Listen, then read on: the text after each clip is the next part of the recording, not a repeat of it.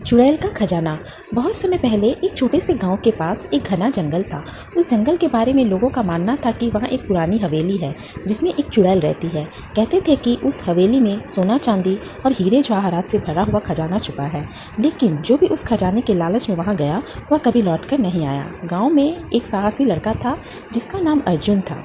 वह निडर और बुद्धिमान था। गांव के लोग उसे अक्सर समझाते कि उस हवेली की ओर ना जाए, लेकिन अर्जुन के मन में यह जानने की जिज्ञासा था कि आखिर सच्चाई क्या है।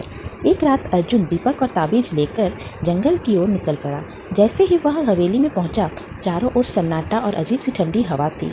हवेली का दरवाज़ा अपने आप चरमराता हुआ खुल गया। अंदर जाते ही उसे चमचमाते सोने चांदी के ढेर दिखाई दिए। तभी अचानक चुड़ैल प्रकट हुई और डरावनी आवाज़ में बोली, कौन है जो मेरे खजाने को छूने आया है? अर्जुन कांप गया, लेकिन उसने हिम्मत नहीं हारी।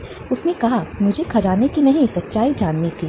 मैं गरीब हूँ, लेकिन चोरी करने नहीं आया। चुड़ैल कुछ देर उसे घूरती रही और फिर मुस्कुराई।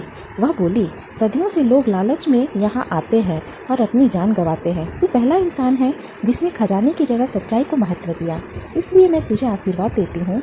यह कहकर चुड़ैल का रूप बदल गया और वह एक देवी के रूप में सामने आई। उसने अर्जुन को थोड़े से सोने के सिक्के दिए और कहा, इन्हें गांव वालों की भलाई के लिए इस्तेमाल करना। अर्जुन सुरक्षित वापस लौटा और उन सिक्कों से गांव में स्कूल, कुआं और मंदिर बनवाया।